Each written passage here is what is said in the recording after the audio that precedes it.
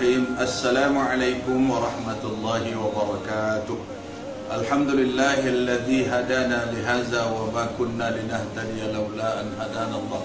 Asyhadu an la ilaha illallah wahdahu la syarikalah wa asyhadu anna Muhammadan abduhu wa rasuluh. Allahumma shalli ala sayyidina Muhammad wa ala ali sayyidina Muhammad wa ba'd. Qala Allah Ta'ala fil Qur'anil Karim, a'udzu billahi minasy syaithanir rajim. وَلَقَدْ خَلَقْنَا الْإِنسَانَ وَنَعْلَمُ مَا تُوَسْوِسُ بِهِ نَفْسُهُ وَنَحْنُ أَقْرَبُ إِلَيْهِ مِنْ حَبْلِ الْوَرِيدِ. Sadaqallahul azim. Hadirin hadirat, musyahidin musyahidat rahimakumullah. Alhamdulillah, segala puji dan syukur kita ucapkan dan kita persembahkan kepada Allah Subhanahu wa taala atas nikmat dan rahmat yang terus dianugerahkan kepada kita semua, dan seterusnya berselawat kita kepada Nabi junjungan kita Nabi Muhammad sallallahu alaihi wasallam yang telah memimpin, membimbing, menunjukkan gaya cara kehidupan kepada kita dan bahkan mendidik kita untuk beramal dan beribadah untuk bekalan kita di hari akhirat kelak.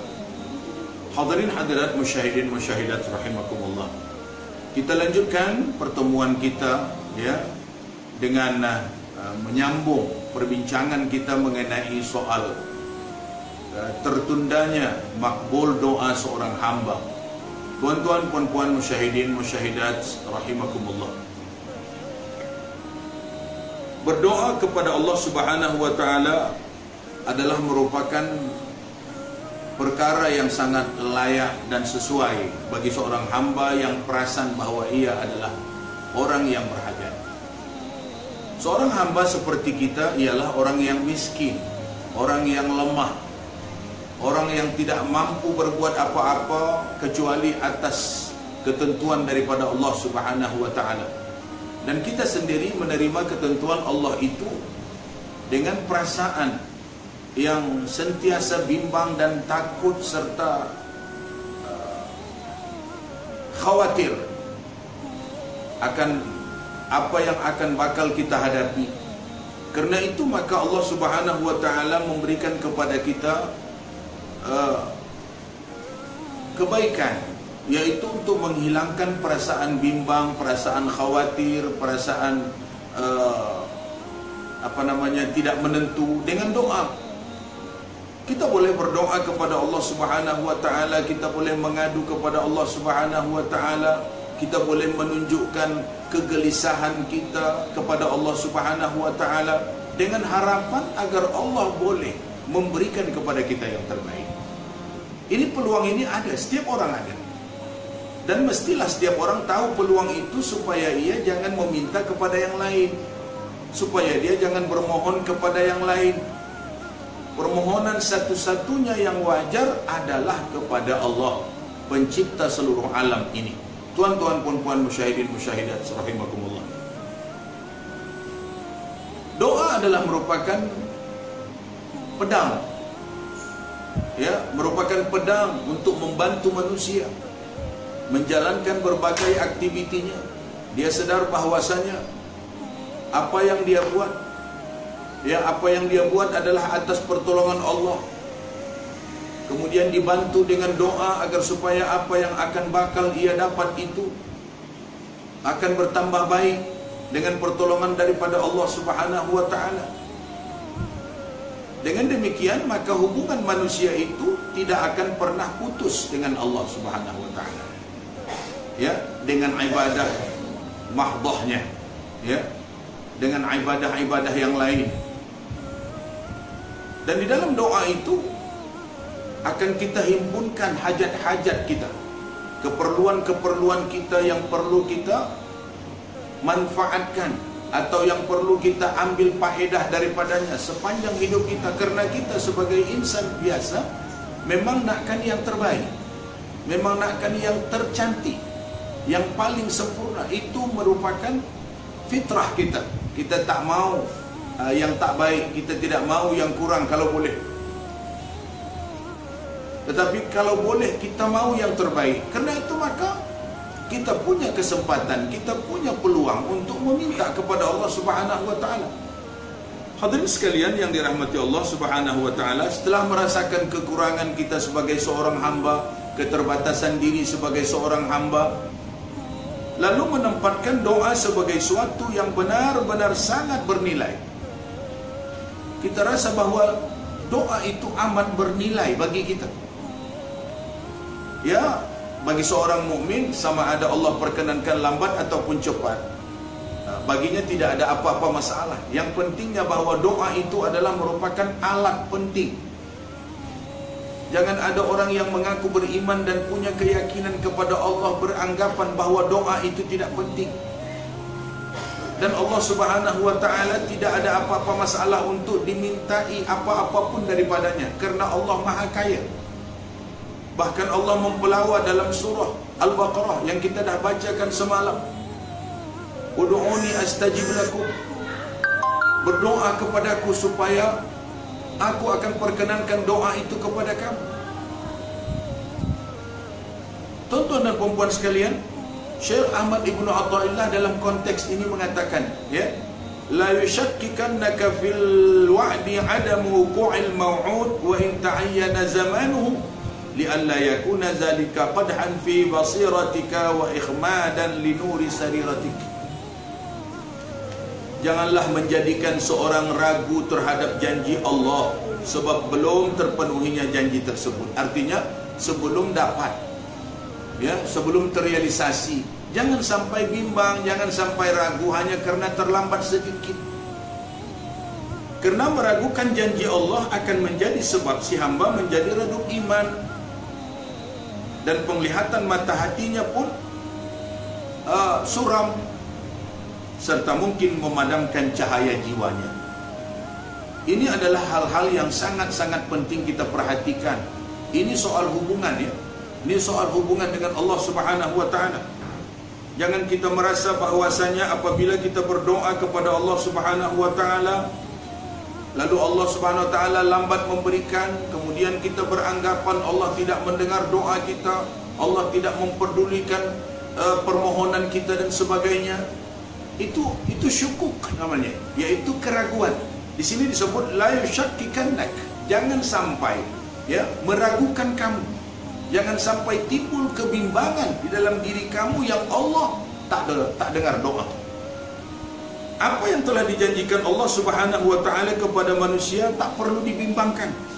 Karena hati yang ragu akan membawa akibat rosaknya iman dan lenyapnya sinar Allah dalam hatimu. Kalau sudah Allah tidak sudi memasukkan sinarnya kepada hati insan, maka gelaplah kehidupan orang itu. Dia akan berjalan di kegelapan yang tidak tentu hala dan tujuan.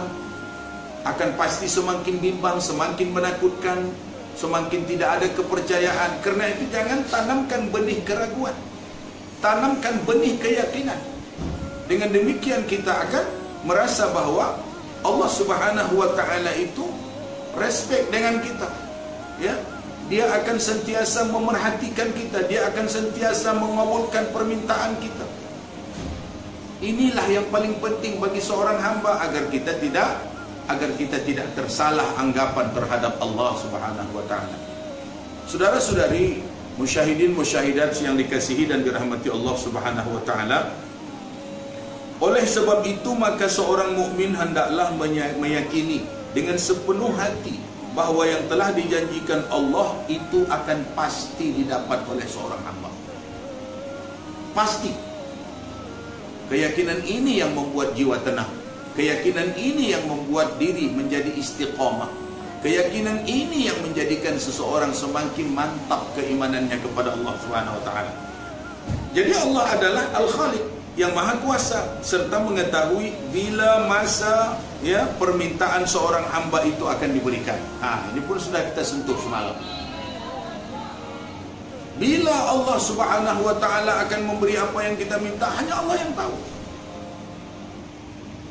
Hari ini mungkin tak sesuai. Kita tak perlu pun tak menghajatkan sangat pun. Tapi sebagai insan, kita perlu bersedia. Itu makanya kita minta awal-awal. Tapi bila ia akan diperkenankan oleh Allah, bila ia benar-benar kita perlukan, kita tidak tahu. maka Allah lah yang akan memberikan di saat-saat kita sangat memerlukan. Kan itu sebetulnya yang kita maukan.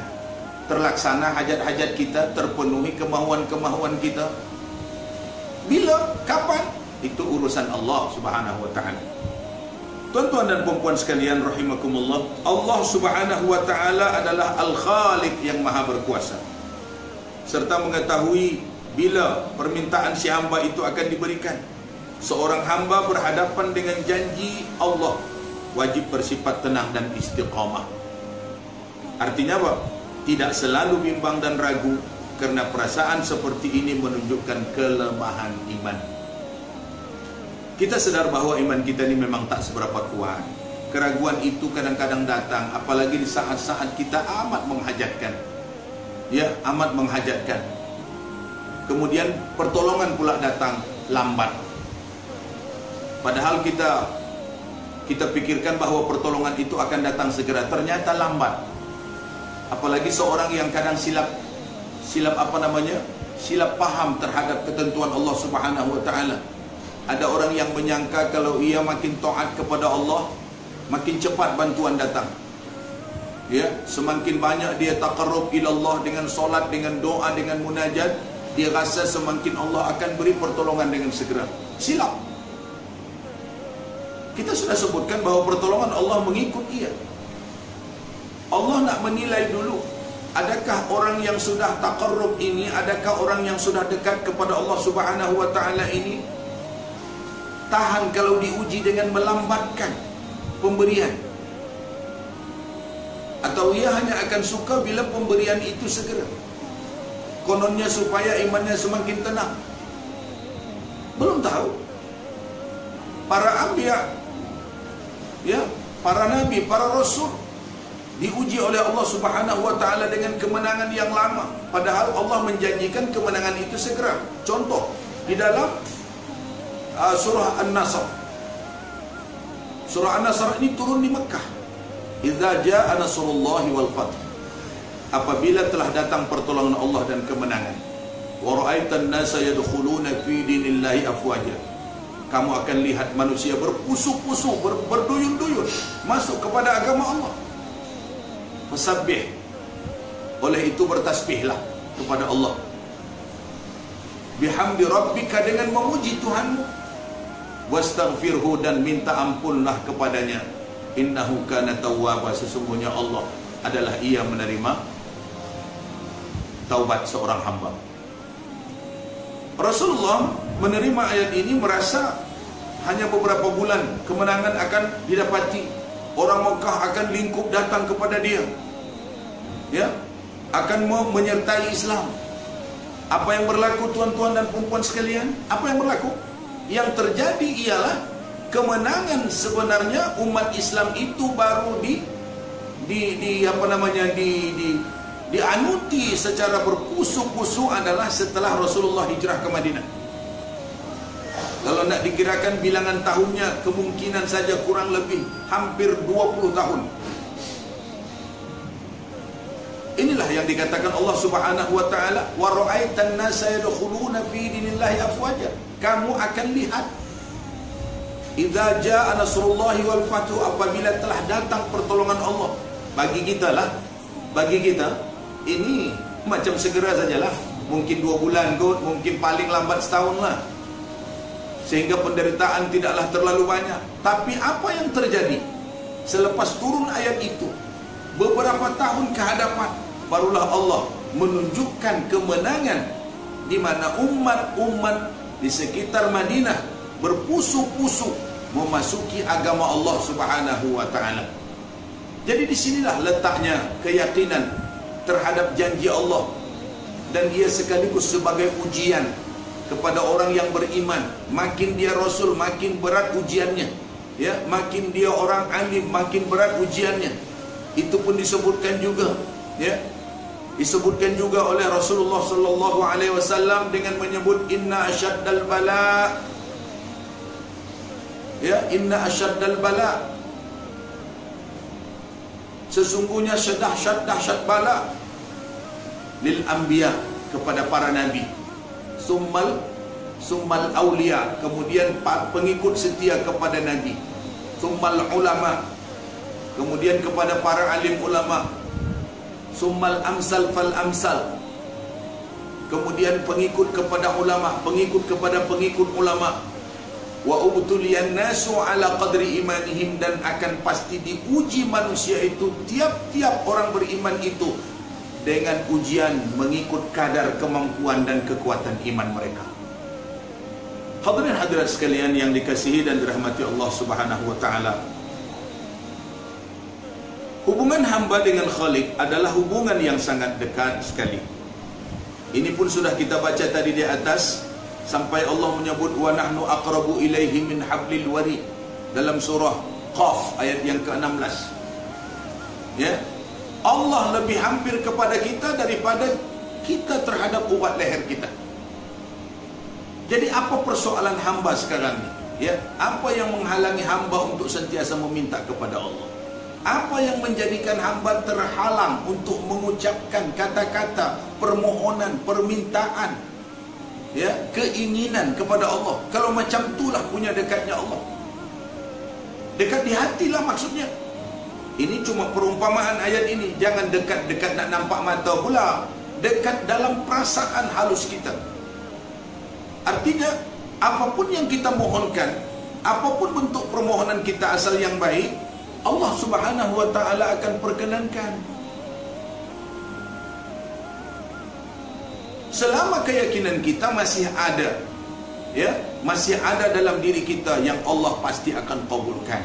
Kan di dalam sepotong hadis ada mengatakan, Allah akan memperkenankan doa hamba-hambanya selama hambanya tidak memaksa-maksa, selama hambanya tidak mengatakan aku sudah berdoa tetapi belum lagi dikabulkan doaku. Tetapi kalau hamba tadi sudah memaksa, ya Allah aku berdoa tolong kabulkan, aku ya Allah aku nakkan yang ini, aku tak nak yang itu, mesti yang ini punya. Artinya kita sudah mengarah. Bukan lagi berdoa namanya, itu sudah mengarah daripada atas ke bawah. Sedangkan berdoa daripada bawah ke atas. Ada istilah dalam doa ni, mesti tahu diri, tahu siapa dia yang minta tu. Jangan hilang pedoman. Yang pertama, tak tahu diri nak meminta sehingga dia mengarah. Yang keduanya, dia nak memaksakan supaya apa yang dia minta itu cepat dikabulkan. Mesti masa ni, mesti sekarang. Inilah kesalahan yang ada pada orang-orang yang berdoa. Kalaupun doanya belum dikabulkan, antaranya sebabnya adalah, itulah antara sebab. Tuan-tuan dan puan-puan sekalian yang dirahmati Allah Subhanahu wa taala. Baik. Manusia dalam hubungan dengan Allah tidaklah semata-mata kerana ia tahu bahawa Allah itu wujud. Akan tetapi dalam hubungan selanjutnya, manusia mampu berhubungan dengan Allah melalui basirah, yakni mata hati rohaninya. Sehingga keakraban itu begitu mantap sekali. Bukan hanya sekadar Allah itu wujud, kita wajib menyembah Allah, ya. Allah itu Maha Kuasa, kita mesti menyandarkan diri kepadanya. Allah itu Maha Kaya, kalau kita nak kaya minta kepada Allah. Bukan hanya semata-mata itu. Akan tetapi hati kita lah yang perlu mengakui kesemua persoalan. Jadi kalau kita kalau kita minta pertolongan, ternyata pertolongan itu tidak ada, kerana keyakinan itu tidak begitu kokoh, keyakinan itu begitu rapuh, maka ia akan bertukar menjadi dia malas minta pun sama minta serupa, lebih baik jangan minta. Padahal tuan-tuan dan puan-puan sekalian, kalau kita meminta, paling tidaknya kita sudah berdoa. Berdoa itu disuruh oleh Allah, artinya kita sudah melakukan satu ibadah. Kita dapat ke, kita tak dapat ke, artinya kita sudah beribadah. Kenapa sama pula? Yang tadi tak dapat juga dan dia tak berdoa, dia tak dapat pahala sebab dia tak berdoa. Yang kita dapat pahala sebab kita berdoa. Ada beza tak? Tentu ada beza. yang kita berdoa dapat pahala. Kalau Allah Subhanahu Wa Taala mengabulkan, dapat lagi apa yang kita minta. Orang tadi dia tak berdoa, tapi dia dapat apa yang dia mau. Dia tak berdoa, tak ada ibadat, tak ada dapat pahala berdoa, sebab dia tak berdoa. Begitu juga sebaliknya, dia tak berdoa, dia tak dapat. Yang kita ni berdoa dan kita pun tak dapat. Ya, tak apa, kita tak dapat, tapi kita sudah berdoa. Dia tak dapat, pahala doa pun tak ada, sebab dia tak berdoa. Jadi jangan dikatakan sama, takkan sama punya. Tuan-tuan dan puan-puan hadirin sekalian yang dikasihi dan dirahmati Allah. Selain daripada itu, Allah Subhanahu Wa Taala akan terus-menerus menguji tingkatan iman manusia, kemampuan hamba menghadapi segala peristiwa, dan keteguhan dirinya dalam mempertahankan keimanannya. Dari masa ke semasa Allah tetap terus menguji. Jangan kata hari ini dah lah Tuhan, minggu depan jangan lagi, aku tak tahan, jangan lagi ada ujian macam semalam. Padahal semalam itu semalam, akan datang mungkin lebih kuat. Kalau tujuan untuk meningkatkan prestasi iman, kalau tujuan untuk meningkatkan kualiti iman, mestilah ujiannya tambah tinggi. Kalau tambah rendah, ada ujian apa? Daripada tingkatan sampai kepada sekolah rendah ujiannya, artinya imannya bertambah ke bawah. Iman kita ingin semakin tinggi. Kalau iman itu ingin semakin tinggi, tentulah ujiannya juga semakin tinggi. Jadi jangan takut diuji. Dan ujian itu berbagai, bukan satu macam ujian, berbagai-bagai jenis ujian. Ada orang diuji dengan kemiskinan, ada orang diuji dengan kekayaan, ada orang diuji dengan penyakit, ada orang diuji dengan kejahilan, ada orang diuji dengan keserakahan, ada diuji dengan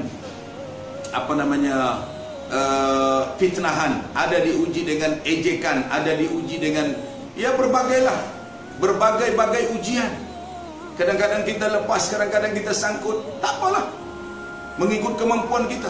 Artinya kalau sangkut sekalipun masih ada ulangan ujian sehingga kita lulus, tapi jangan sampai menolak ujian. Itu maksudnya. Tuan-tuan dan puan-puan sekalian yang dikasihi dan dirahmati Allah Subhanahu Wa Taala, keteguhan pendirian, ujian daripada Allah akan menentukan pula tingkat iman seorang hamba, bahkan akan menyempurnakan keimanan si hamba tersebut.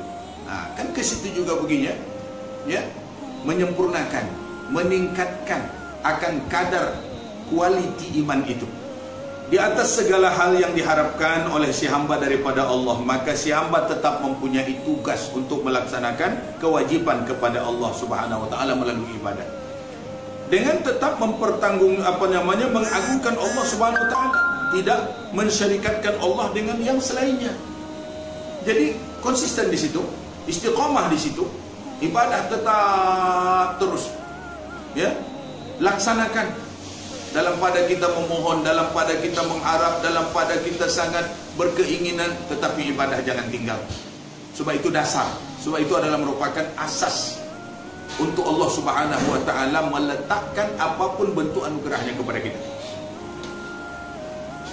Kemudian sifat ragu dan syak kepada Allah apabila tidak berhati-hati akan membawa akibat seorang hamba itu akan melewati batas-batas yang tidak wajar.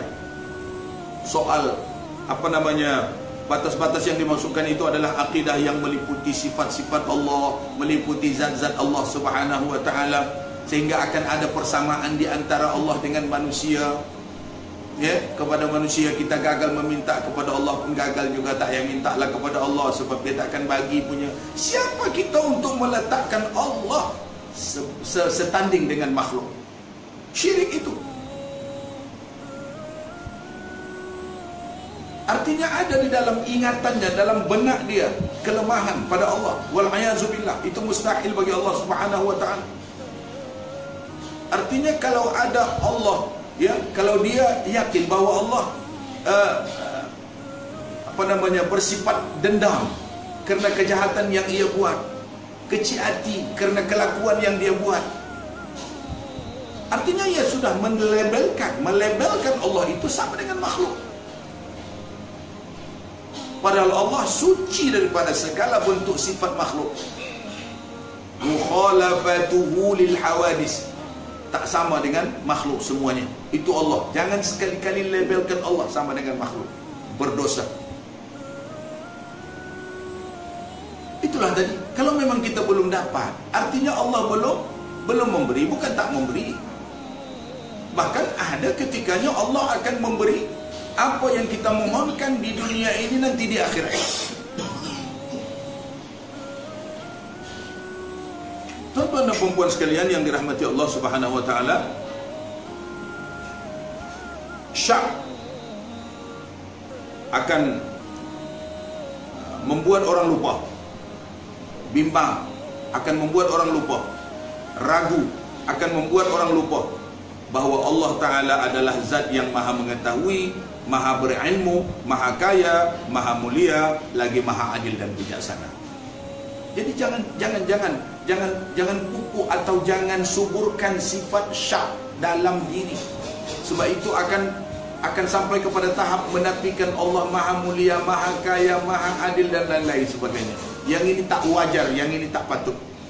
Sifat kesempurnaan Allah Ta'ala yang tidak sama dengan sifat manusia, seperti pelupa, tidak mengetahui, tidak berkuasa, tidak adil, adalah satu pertanda lengkap. Suatu pertanda lengkap bahawa Allah Subhanahu wa Ta'ala memiliki sifat kesempurnaan dan menepati janji. Jadi jangan ada perasaan-perasaan yang seperti itu dalam diri manusia. Hanya apabila permintaannya tidak dikabulkan, lalu dia menyamakan antara sifat kemuliaan Allah Subhanahu wa taala itu dengan manusia. Allah tak tahu, kata dia, ya. Allah tak perasan, kata dia. Ya. Padahal baca saja ayat kursi. Ya. Baca saja ayat kursi. La ta'khuzuhu sinatun wala naum. Allah itu tidak memiliki sifat mengantuk dan tidak punya tidur. Inilah yang banyak menjadikan manusia rudi, mengantuk dan tidur. Contoh, banyak lagi sifat-sifat kelemahan. Dan Allah tidak memilikilah. Sebab dia akan sentiasa tetap memantau, melihat. Tidak ada satu pun yang tercicir, walaupun benda yang sekecil-kecilnya, ya, walaupun benda yang tak nampak. Semuanya itu adalah atas pengetahuan Allah Subhanahu wa taala. Kullum fi kitabim mubin, semuanya itu tercakup atau terhimpun dan wujud di dalam kitab Allah Subhanahu wa taala yang nyata. Kemudian tuan-tuan perempuan sekalian, manusia beriman dilengkapi dengan indera dan rasa fikir. Ada orang beriman, dia guna akal sekali, ya, dia guna indera-indera, panca indera semuanya untuk melengkapkan kehidupan. Semua itu anugerah Allah agar manusia memanfaatkan seluruh indera jasmaninya untuk memahami akan keberadaan Allah, melaksanakan tugas hidup dan menempa keimanan sepanjang anugerah Allah itu dimilikinya. Kalau Allah suruh melihat langit yang tinggi, tengoklah, ya, fanzuru madza fi malakutis sama. Perhatikan, tengok apa yang ada di langit, apa yang ada di bumi. Dia kalau mampu menyelam ke dasar laut, tengok kekayaan Allah di sana. Kalau mampu mencari gali bahan berharga di bumi, ya, digerudi, okey, silakan gerudi. Apalagi terbang ke angkasa, tengok bagaimana indahnya daripada daripada udara, daripada angkasa. Hutan-hutan yang lebat, gunung ganang yang tidak sama ketinggiannya. Semua itu adalah merupakan ciptaan Allah yang kita perlu lihat, yang kita perlu perhatikan melalui panca indera yang ada pada kita. Panca indera mata, ya, telinga kita, kemudian kita saksikan, lalu kita hubungkan dengan akal kita untuk berfikir secara adil bahawa Allah Subhanahu wa taala menciptakannya adalah semata-mata untuk kepentingan dan keperluan manusia, sama ada dalam konteks hubungan manfaat bagi kehidupannya di dunia ataupun untuk kepentingan manfaat hidupnya nanti di alam baqa. Jadi tuan-tuan dan puan-puan hadirin sekalian yang dikasihi dan dirahmati Allah, tamat perbicaraan kita tentang tertundanya makbul doa seorang hamba itu, supaya kita benar-benar tahu kenapa ditundakan, kenapa dilambatkan, Ya, yang pertama ianya atas kuasa mutlak Allah Subhanahu wa taala. Yang kedua untuk menilai akan berapa tinggi dan kokoh iman seseorang menerima keterlambatan doanya. Dan yang ketiganya tuan-tuan dan puan-puan sekalian, sadari ataupun periksai antara doa-doa yang kita pohonkan, adakah sudah mencukupi syarat-syarat yang mesti ada dalam doa itu ataupun tidak. Semalam kita dah bicarakan syarat-syarat doa, ada 6. Kalau tuan-tuan masih ingat lagi, boleh tengok kembali siaran kita untuk doa itu dikabulkan. Jadi kalaulah memang sudah menepati semuanya, masih belum lagi dikabulkan oleh Allah, tuan-tuan, puan-puan, musyahidin, musyahidat kena tunggu sampailah Allah akan mengkabulkan setiap doa dan permohonan kita, insya-Allah taala. Okey, insya-Allah kita padakan di sini sampai kita jumpa lagi pada siri yang akan datang. Semoga bermanfaat. Aqulu qauli hadza wa astaghfirullahal azim li wa lakum. Wassalamualaikum warahmatullahi wabarakatuh.